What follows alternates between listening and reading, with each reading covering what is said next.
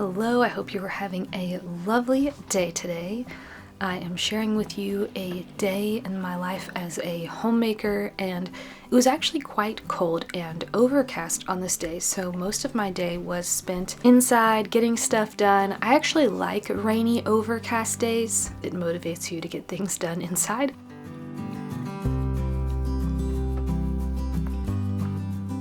The majority of today was spent in the kitchen making food from scratch, starting with fresh milled flour, sourdough discard crackers.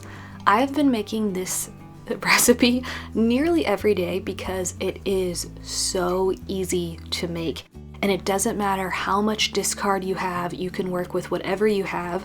I try not to get rid of my discard. I know some people just throw it out or put it in the compost, and I used to put it in the compost. Sometimes I still do, but for the most part, I'll just save it in a jar on the counter, or once the jar is pretty full, I'll put it in the fridge, and then I will use that to make discard recipes.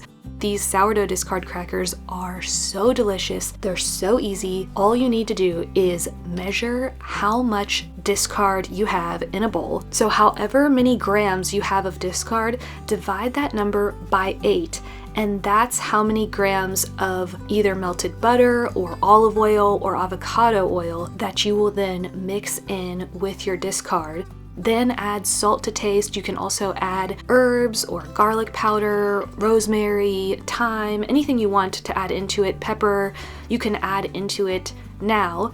And then you just pour it onto your cookie sheet with parchment paper, and then you spread it out as thin as possible. So depending on how much discard you used, you may need 2 cookie sheets. This group of crackers ended up being pretty thick. I probably could have split this between 2 cookie sheets, but I ended up just working with it, and they just needed to cook a little bit longer.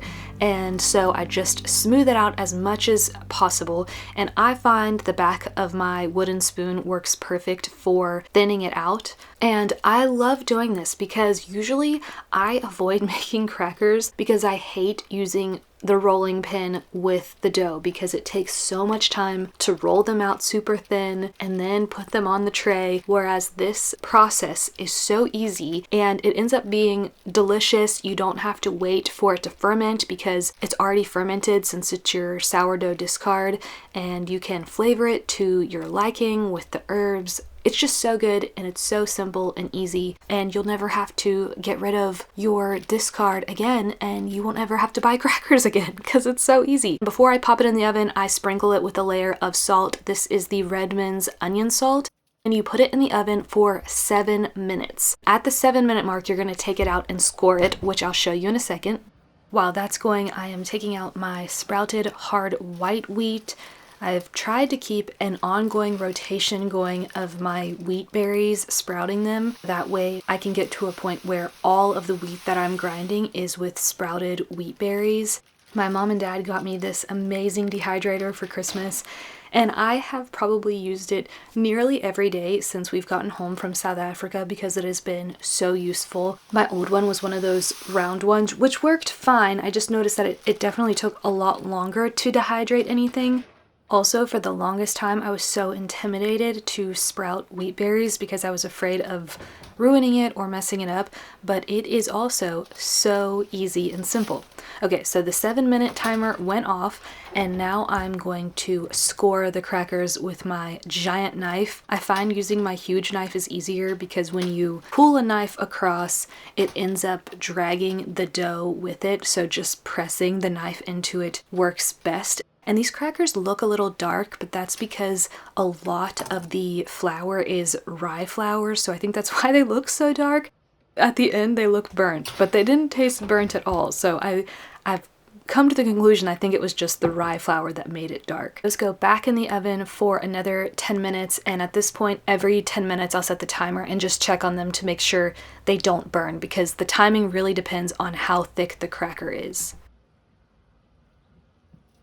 I am now making my fresh milled sourdough bread, getting that going. I actually don't show you most of the process in this video because I've done an entire video on how I make my fresh milled sourdough bread, and so I just thought it would be too repetitive to show you the same process over again. But this was made with rye flour that was freshly milled, and then also the sprouted hard white wheat berries that I just took out of the dehydrator. If you've been curious about getting a grain mill, I have a full video on the things I like and dislike and all of my learning curve things when it came to the grain mill that you can check out that video. I will link it below for you.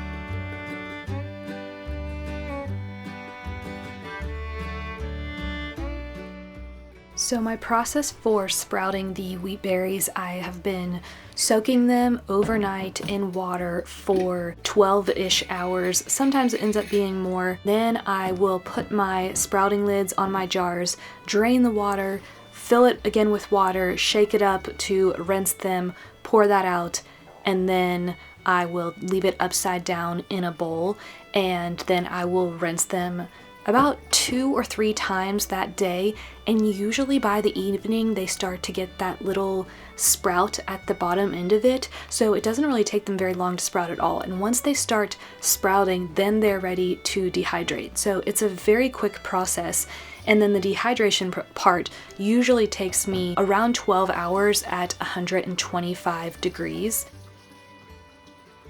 I also soaked some rolled oats in apple cider vinegar and water overnight, and I will use that later on for my meatloaf recipe. Anytime you soak or sprout, it is to increase the nutrient availability, and it's supposed to make it easier for your body to digest. And then also last night before bed, I got some hibiscus, nettle, oat straw tea going, and then I filled it with my Berkey water and then soaked it on the counter overnight, and so it also infused for about 16 hours actually. And you can see I made a little bit of a mess pouring it. This bowl with the spout does not pour very well, but sift that out, and I love this tea. It is the essence of summertime tea for me. It's delicious, and it's a good way of getting extra minerals in the body through herbs.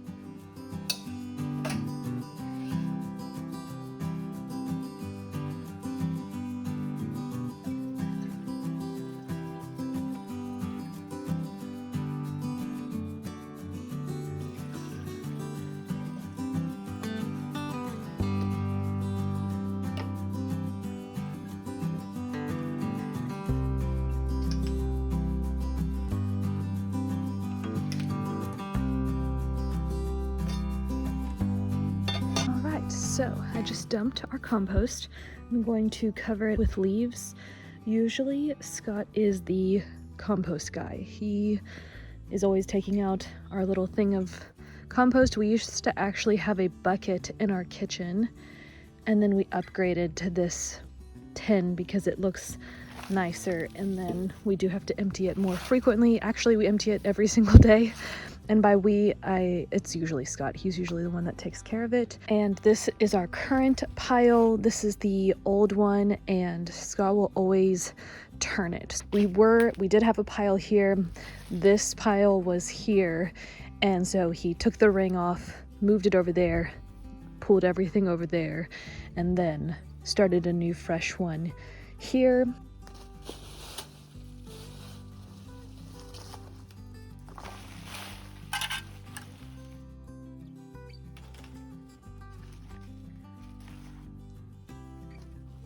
And I do compost my parchment paper.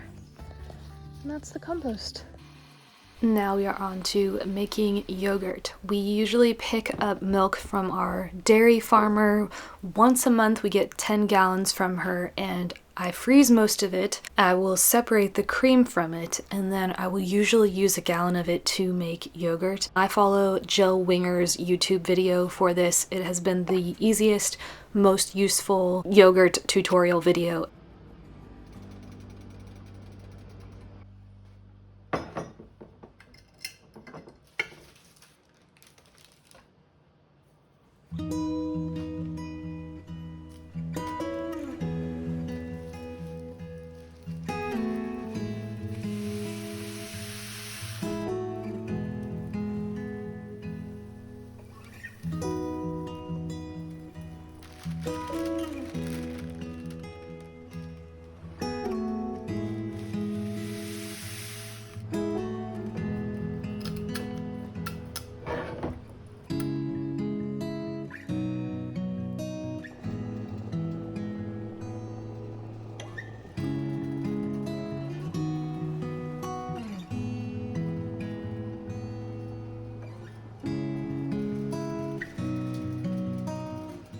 And now it is time to be resourceful with dinner. So my plan was to make 2 meatloafs with some of the meat that I recently got. It's 3 pounds, and with meatloaf you always need onions.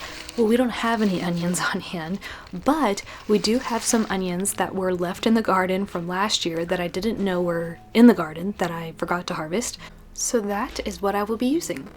You can see how simple this yogurt process has been. You just bring the temperature up to 180, take them out of the pot, let them sit on the counter until the temperature comes back down to 120, and then you put in yogurt with the live cultures into them, and then you put lids on them, and then you put them in a cooler box for 24 hours with the warm water that you use to boil your milk. And that is it, and you'll see at the end of the video what it looks like. It is the easiest no-fail recipe. So back to making my meatloaf. I will share the recipe that I follow below. I love making meatloaf because it makes so much of it, especially if you double the recipe. I always like to make 2 pans when I make it because that way I'm taking the time to make 1 meal, but it will last several meals for us.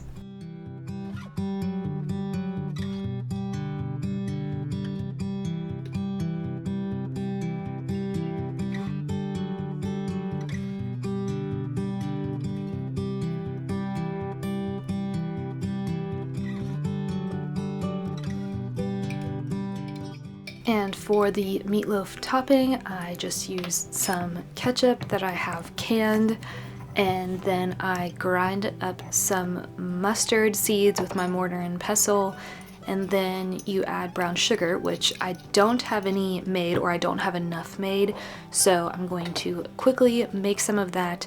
Brown sugar is the easiest thing to make. All you need is your organic cane sugar, and then you add a little bit of molasses, mix it up, and you have brown sugar. You'll never have to buy brown sugar again.